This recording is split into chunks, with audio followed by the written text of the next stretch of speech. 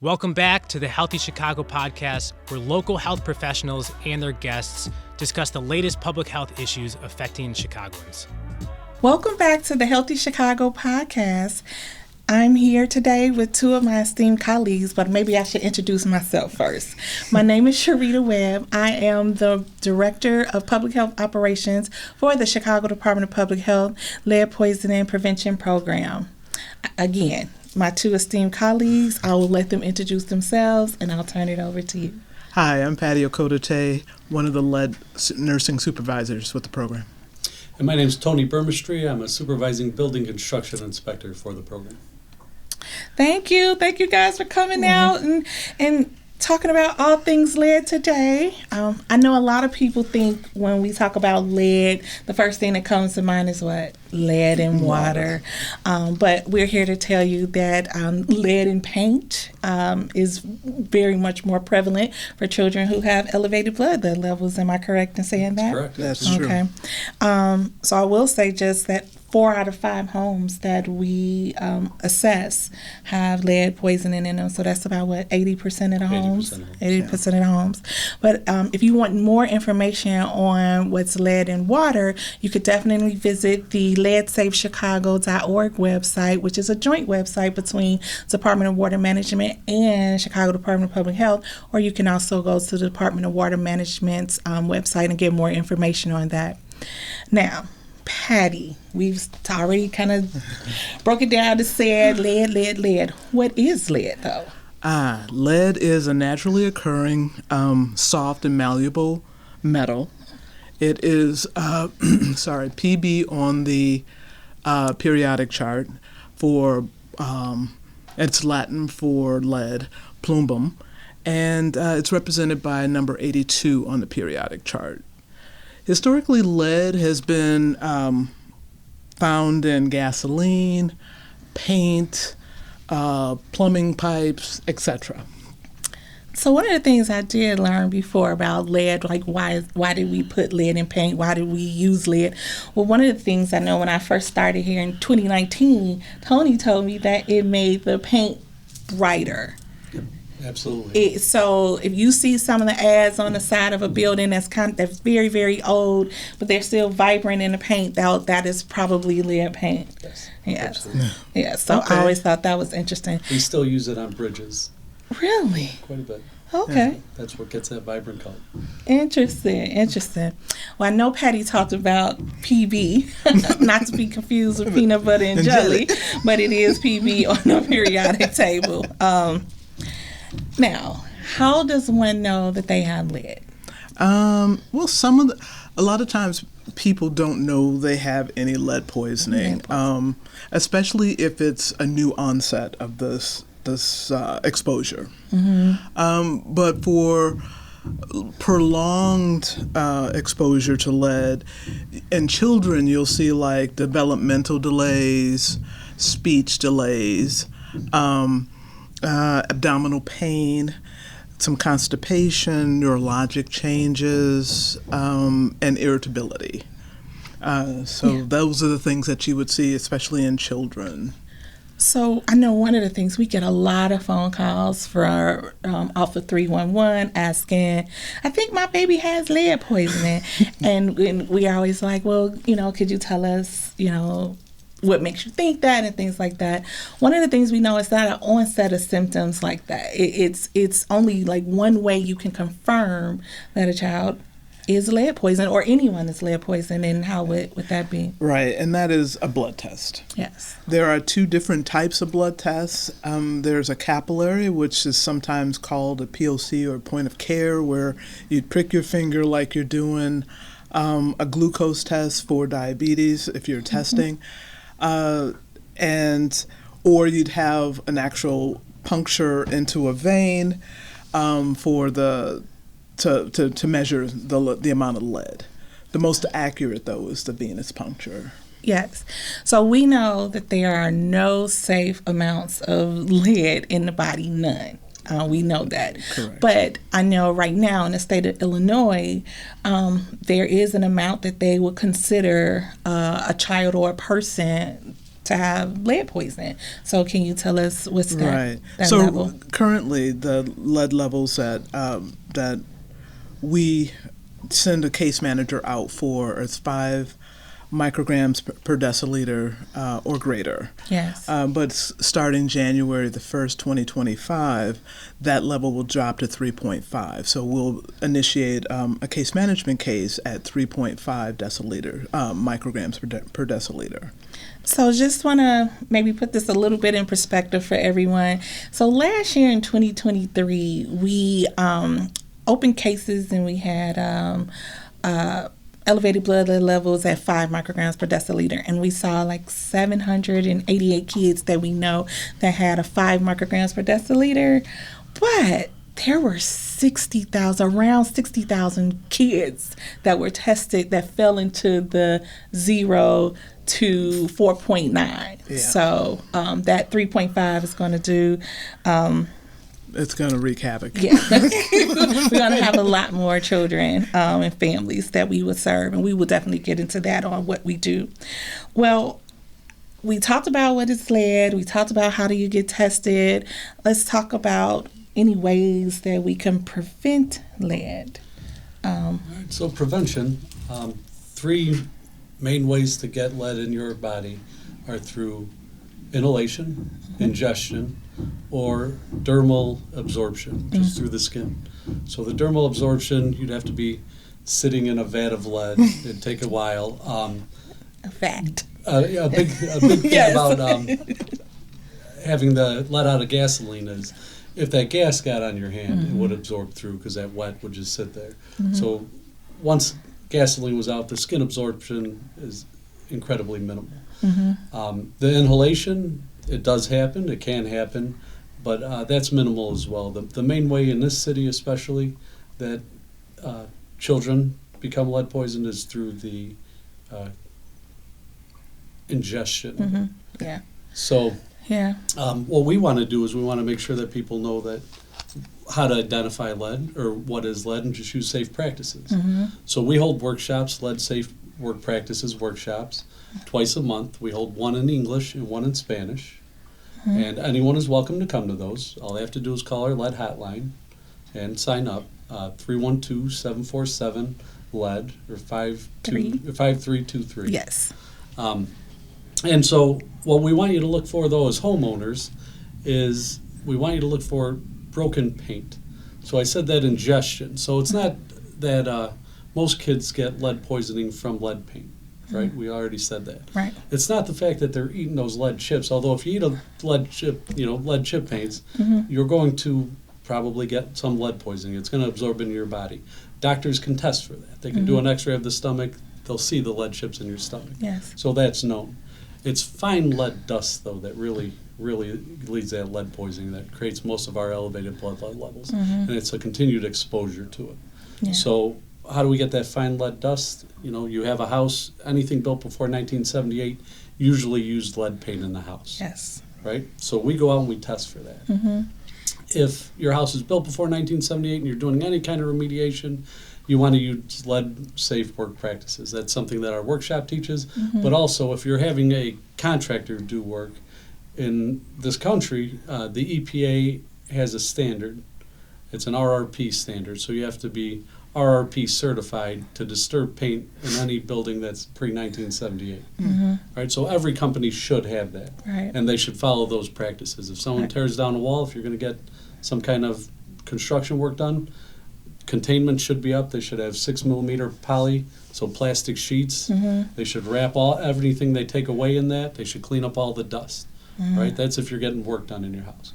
Now, just on a regular basis, if you punch a hole in the wall, it's not that it's that top level of paint that has the lead in it. Yes. But 4 or 5 layers down is where the lead is, and it surprisingly still creates that dust that still generates that elevated blood lead level. Yes. So if you punch a hole in the wall, most people, rich or poor in the least, you'd put a piece of cardboard over it and tape it, right? Yeah. By taping it, you remove that lead exposure. So if you get a hole in the wall, that could create the dust. If you clean it all up, you put a piece of cardboard, or you hire someone. Eventually, for $20, you find someone in the neighborhood that, you know, has a piece of drywall. They'll mud it over. It might not look good, but, you know, it'll contain that lead.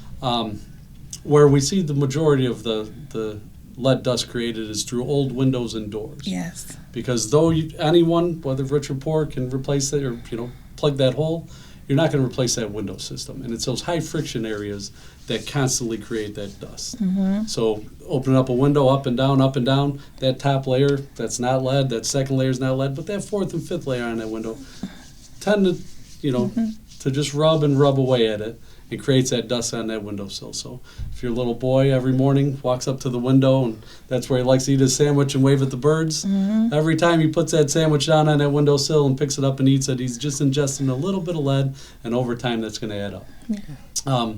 So why the windows and the doors? To replace windows on an entire home, roughly $30,000, right? $20,000 to $30,000. A lot of people don't have that wherewithal. I don't have that wherewithal to just up and replace all the windows.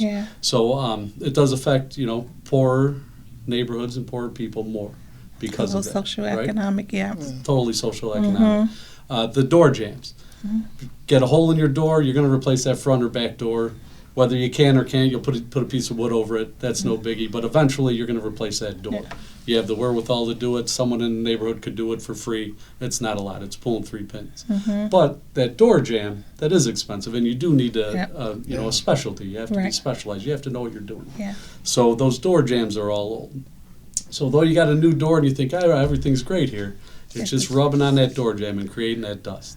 So main thing that we have residents that come and go out with our inspectors. So from several different hospitals. Go ahead. You know, I wanted to just talk. We'll talk way more in depth about our program and what we do. So I wanted to talk about the prevention, and you talked about the door jams and all that good stuff and things that we're doing, which is great. But it brings up something in my mind about who's more at risk for lead poisoning. Right. Okay. Yeah. Everybody's at risk from lead poisoning, but children from 0 to 6 years old are the most vulnerable for lead poisoning because they're still in developmental stages and neurologically they're still developing. So with that lead exposure, it replaces other things in the body, and it allows for more disruption and growth. And so again, just for me, I'm thinking about, well, children do a lot of crawling, and they're still, you know, they're crawling, they're putting their hands in the mouth. Tony's talked a lot about dust, just a lot about dust and the friction and the paint chips and things like that. And for those who don't know, we've been told that paint chips taste like what? Sweet. They're sweet. Very sweet. Lead is sweet. Like sweet, and it's like candy. Yes. So the children are crawling around. They're in the window. They're eating their breakfast. They're like, you know, playing. And then, of course, what? You know, hands in the face, you know, all these things. And now they're inhaling the dust. And again, ingesting it with their food. Okay? And just their hand. Just licking and just that their hand. Back and forth. So, go ahead, Tony. So that's why I was going into the residency. Yes. So we have these doctors, right? They're in residency programs throughout Chicago. They come out and they go on lead inspections with us, and we show them what we do. It's part of their curriculum. When they come out, one thing that we majorly want to tell them is, number one, we're friendly inspectors. We want to help people, right? We're out to help everyone. We don't go out with the purpose of getting fines and generating money. Though there can be violations of the code, and eventually we do send people to court, and fines may be assessed on homeowners, that's not our goal. Our number one goal is protecting children. Right? We don't want to enforce the code, we want to protect children at our point. And we do that through enforcing the code, right? But we don't try to get violations, we don't try to accumulate money or fines against people, we just want the children safe. So the doctors come out with us, we want them to tell the people, please, let us in. So we want everyone to know, please, let us in, right? We're just here to try and find out how our children got lead poisoning and what we could do to prevent it. The number two thing we tell them, and what we want everyone to know, is wipe the dust. If you just took a wet rag and wiped every horizontal surface in the floor, that would almost eliminate any exposure, any long-term exposure. Every morning, if you woke up, whether your child was lead poisoned or not, and you wiped every windowsill and every floor, that it'd be much less likely that a child will get lead poisoning. Tony, you said wet. That is so important that people understand it has to be wet. I mean, how many of us grew up? I know in my grandmother's house, we had the feather duster. Oh, yeah. Did you have that? I mean, we dusted because grandma wanted all those knickknacks clean, and you just dust, not knowing. I mean, just dusting away, and just all if you this. Look at that ray of light. And all the ray of light, and there's all the ray of light comes through. And you're like, oh, but you're a child, and you're like, well, we're gonna keep dusting. So wet is super important for everybody to understand wet because it contains the dust and wipes it away. Exactly. It cleans it. And like Patty said, lead's a metal. It's heavy. It's heavier than air, so it falls. So that's why those horizontal surfaces. Mm-hmm. It's not going to, float around. It's not going to float around long. It will float around a little, which is where we get the inhalation. Sanding and stuff like that. We don't ever want to dry sand because that will create that dust in the air. Mm-hmm. And if you go at that time, you could ingest it. But eventually that lead falls, and that's why we want those horizontal surfaces wiped. Okay. So, who are we? And what do we do? For the city of Chicago Department of Public Health. I want to read a framing statement that kind of embodies and envelops our entire program. The Lead Poison Prevention and Healthy Homes program, we work to prevent and address lead and other home health and safety hazards. And how do we do that? We do it through nurse case management, through data monitoring, strategic inspections, and abatement of home hazards, as well as community and healthcare provider education. We are definitely leading our efforts to eliminate lead exposure to children. Just to give you an example of some numbers, as a result, the number of children with elevated blood lead levels have declined we started out, it was about 70% of children with elevated blood lead levels in like 1994, 1996, something around there. But right now, breaking news or not so breaking news, but we have declined to 1.5% of children in the city of Chicago has elevated blood lead levels. Again, we know that's one too many. It's 1.5% too many, but we're here to definitely help. So like I said earlier, we go through case management, we have environmental inspections, we have community engagement, we do enforcement, and as well as our favorite, the grant program. So Patty, talk a little bit about case management. I'm going to take a step back. I'm sorry, Patty, I didn't mean to. But I'm thinking, just framing it for everyone to understand what does that mean.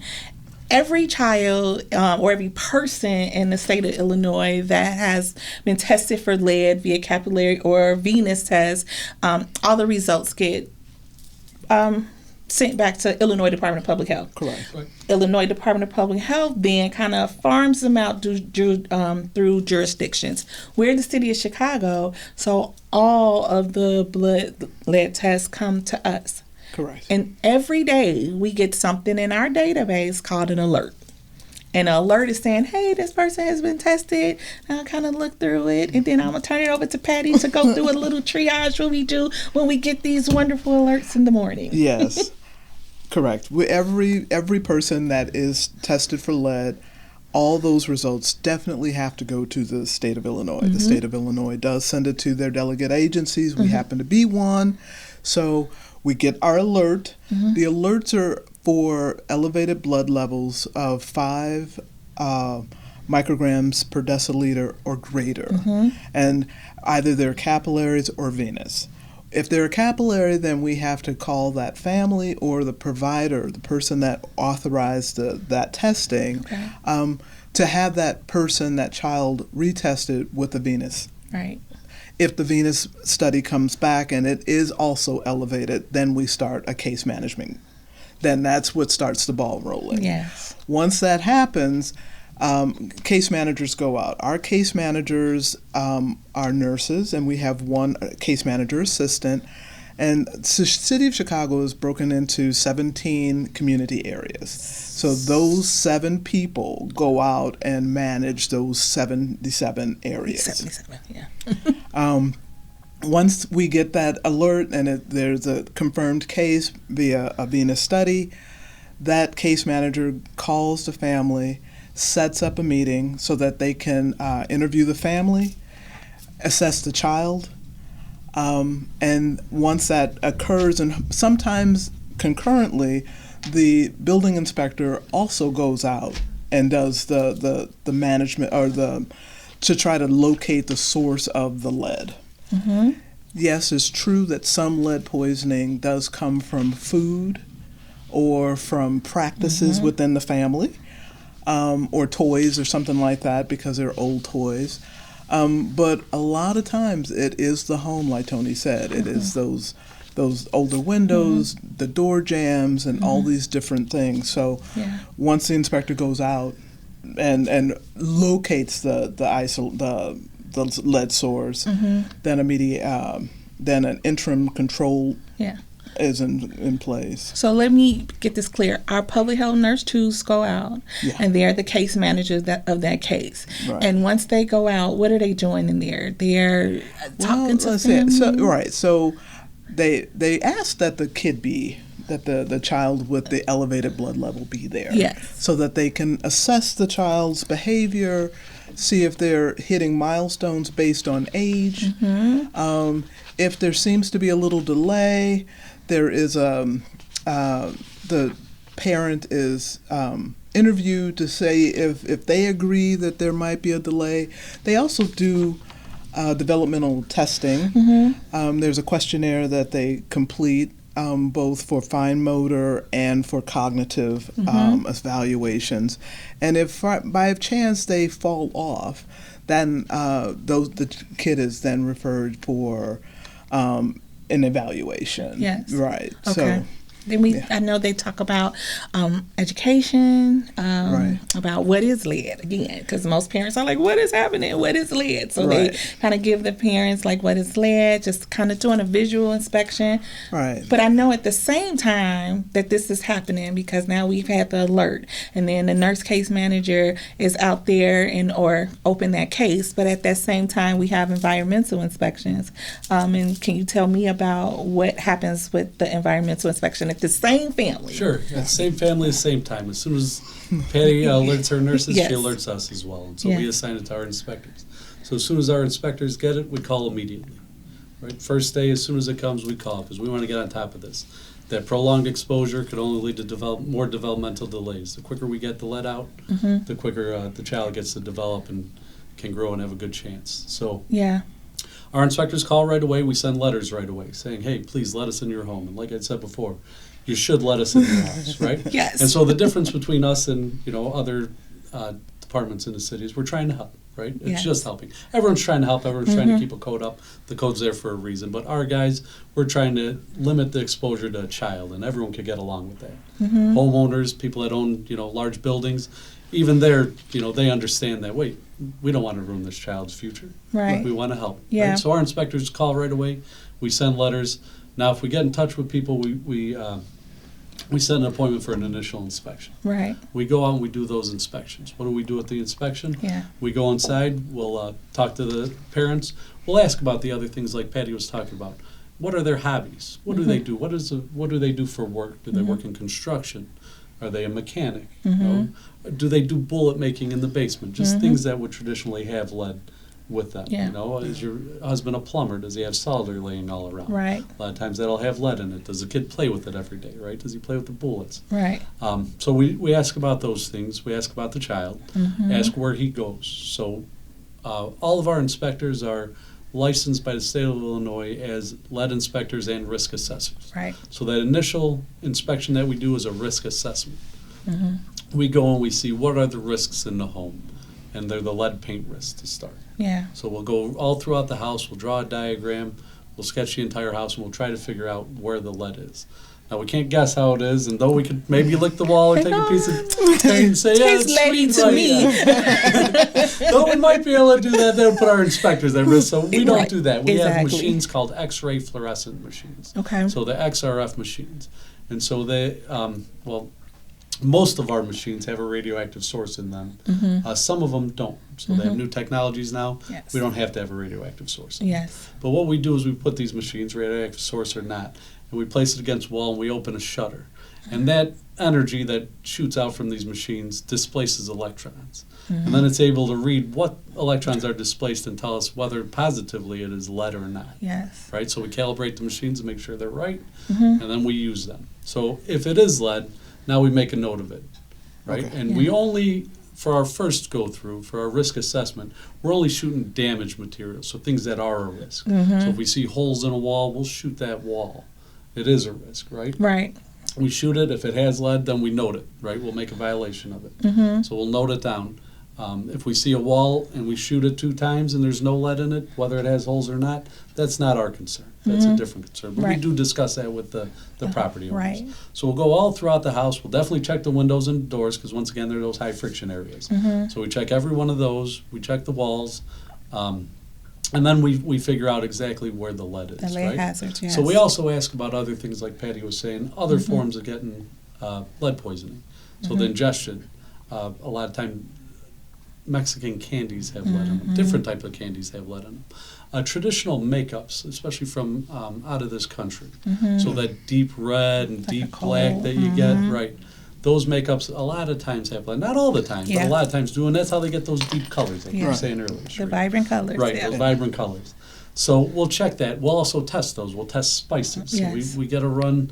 Sometimes people bring spices back from other countries, and a couple times in this country they're made where, accidents happen, there's lead in them. So we test a lot of spices if we can't find where the lead came from. Right. We also go to other houses. Yes. So if the child I'm glad spends the you said majority of that. his time at mom and dad's house, but 3 days a week, grandma watches him for 4 hours. Yeah. Well, then we know grandma's house could be a point, right? And even if we find lead hazards at the house that he's at, we'll still offer and we'll go to grandma's house and make sure. Now, if we find no lead hazards at the house that he's living in, and there's no real way that he got lead there after testing everything, then we'll go to grandma's house for sure. Yeah. And say, hey, what's going on here? Right. If the child spends a lot of time at a playground or a daycare, we'll go to those things and yeah. we'll check them.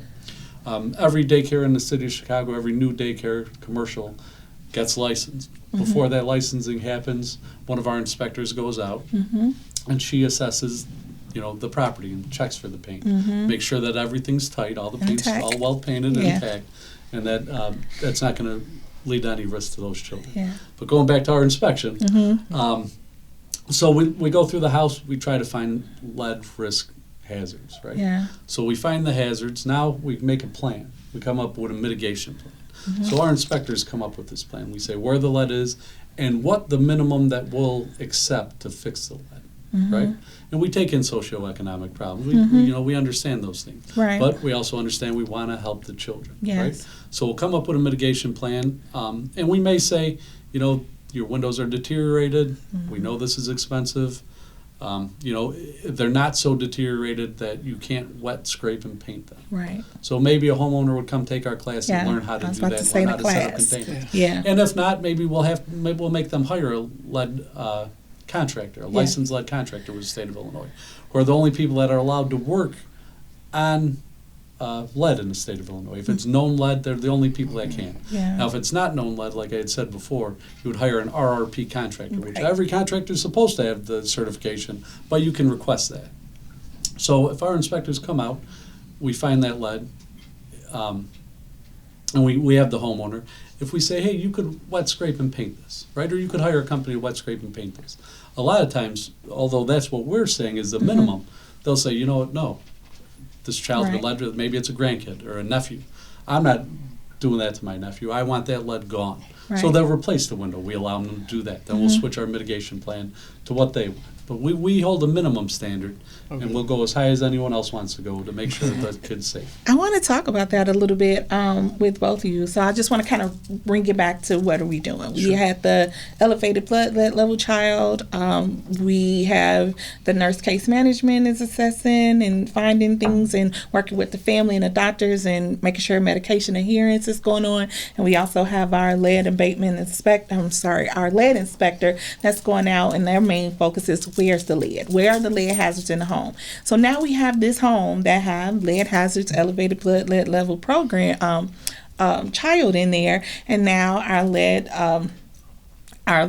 inspector's like, hey, we want to help you. So families, not only are we telling you, I'm sorry that there are lead hazards here, but we have a grant program. So we definitely have a grant program to help. But even with that, let's talk about the grant program, because once lead hazards are found in the home, Right.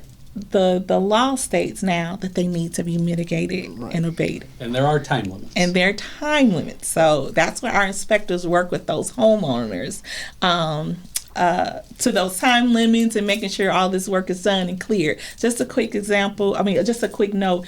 In 2023, we did over 1,000 homes had initial lead inspections, and you guys did like 6,400 and something re-inspections, because once that home is in our system, we work with that family all the way up until it is cleared. Yes. And if it's not cleared, then if they're not working with us, unfortunately, we have our enforcement piece. Right, and so, like you said, Sharita, and like we've said before, trying to help the children, we go the entire way, right? We'll follow the home, we'll contact them constantly. Every month we try to visit the house and see, were these lead hazards abated? Were they at least mitigated? Did they at least, we give suggestions. Put up poly until you do have the wherewithal to fix this. Just something to reduce that exposure to nothing of that child until we can get the problem solved. After 6 months, now everyone needs a little help, a little push. Right. Some homeowners need a little push, so we push them a little. We'll send them a 15-day letter, which is just saying, hey, if you don't get back to us in 15 days, we're going to start court action against you. Yeah. If we don't hear from them after that 15-day letter, and we give a little grace period for mailing, so after about 25 days, then we send them to court. Right. And so the city will start a court case against them. Yeah. They'll get a court date with the Cook County, Mm-hmm. and then we'll bring them before a judge with our lawyers, Right. our corporation counsel, and they'll have to represent themselves and explain why they're not following these laws. But going back to our grant, that's the good thing. Yeah. Is because our grants help families who just cannot abate. We understand that, the social economic status, the health equities or inequities that are going on. But what we do is we help those families. So we have funds from like HUD, and we also have some city bond funds, and we also have funds for Cook County, which helps abate those homes. So once the family has those lead hazards, we give them a grant application, and the families fill out the grant application and get some of the documentation that we need. And once they are approved, we work with them. So we have put over we could put up to $45,000 in a home for a HUD, because it's like $30,000 worth of lead hazards that we can abate, and then $15,000 of healthy homes. So Tony talked about in the beginning those we're trying to help the families and we find those lead hazards. Once they're approved for our program, then what we do is go back in and we're saying, now we have funds to help you with not just the lead hazards. We have a pot of money to help you with healthy home hazards. Right. And what are some healthy home hazards? Well, so just before the healthy home hazards, where we're going back in, we're going to do lead inspection now. So it's surface to surface. Right, because you said a risk assessment at first, right? So we shot the one wall, it had holes in it. It read that it had lead, right? We shot another wall, different room, there was no lead there, it had holes in it, right? So that's that healthy homes portion. Yeah. But if we looked at a window and it was all intact and great, we might leave that alone, even though the other 22 windows in the house were cracked and damaged and they had lead paint in them. Right. This window we would shoot, but it would have lead and we wouldn't put it on a mitigation plan. Now when we go back and do that surface to surface inspection, we will shoot that window, we will read that it is lead, and we will try to replace it with that money, because we don't want that one window Right. still there Right. to get cracked in the future and Right. cause that exposure. Now with the healthy homes portion, that would cover that other wall that we had that doesn't have lead. Right. Right? So healthy homes issues, there's 29 issues. Asthma is one, right? Mold is one. Asbestos. Asbestos is another one, right? We look at structural issues, electrical issues, plumbing issues.